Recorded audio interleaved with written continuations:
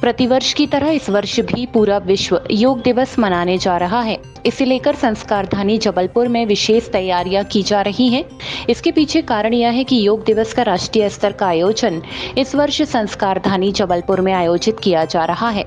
शासन प्रशासन स्तर पर न केवल चाक चौबंद व्यवस्थाएं हैं, बल्कि नई नई योग प्रतिभाओं को योग आसनों के प्रदर्शन के माध्यम से लोगों के सामने आने का मौका भी दिया जा रहा है। होटल कल्चुरी में पत्रकार वार्ता के दौरान प्रशासन के द्वारा इस बात की जानकारी दी गई। इस वर्ष योग दिवस में कुछ नया होने जा रहा है, जहां भारत के अलावा बांग्लादेश, यूएई जैसे देशों की नौसेना इस कार्यक्रम में हिस्सा लेगी। वहीं धरती के उत्तरी और दक्षिणी ध्रुव पर भारत की तरफ से खोज के लिए गया वैज्ञानिकों का दल भी योग दिवस को लेकर उत्साहित है।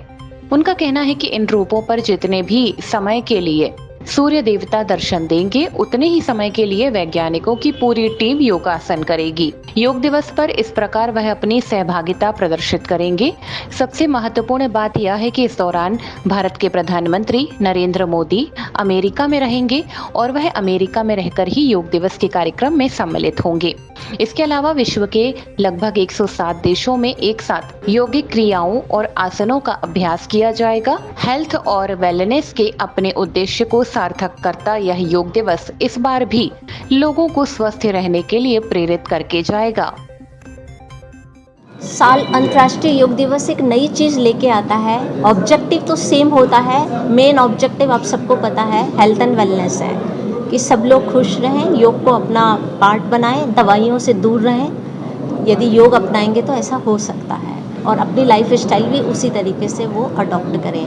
लेकिन हर साल कुछ नया होता है। इस साल के नए में हम ला रहे हैं ओशन रिंग।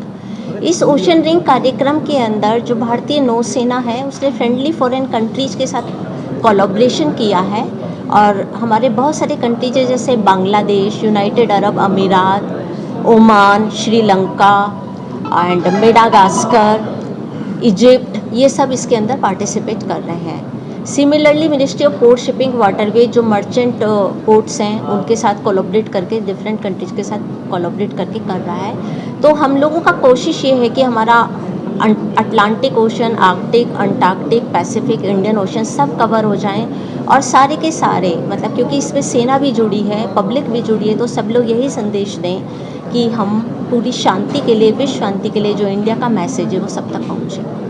दूसरा कार्यक्रम जो हमने इस बार किया है आर्कटिक, अंटार्कटिक, नॉर्थ पोल और साउथ पोल पर भी हमारे जो रिसर्च है मतलब जो हमारी साइंटिस्ट कम्युनिटी है वो पूरा साइंस और लॉजिक पे काम करती है, उन्होंने भी इसमें पार्टिसिपेट किया है।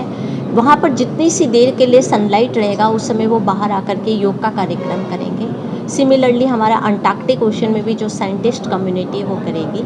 एंड मेरिडियन लाइन के ऊपर जितना भी कंट्रीज फॉल हो रहा है उसमें मिनिस्ट्री ऑफ एक्सटर्नल अफेयर्स कोशिश कर रहा है कि वो कंट्री जिसको पार्टिसिपेट करे और उसमें उसको कार्यक्रम को दिखाया जाए। इसके अलावा जो हर साल होता है वो कार्यक्रम होता है कि यूएन मेंबर कंट्रीज अंतर्राष्ट्रीय लेवल पे काम पार्टिसिपेट करती हैं। इस बार भी वो एमईए और आईसीसीआर के थ्रू कर रही हैं और ये कंटिन्यू है। ग्लोबल सेंटर जो ट्रेडिशनल मेडिसिन है क्योंकि पिछले साल ही भारत में आया था तो वो कार्यक्रम भी एक नया है।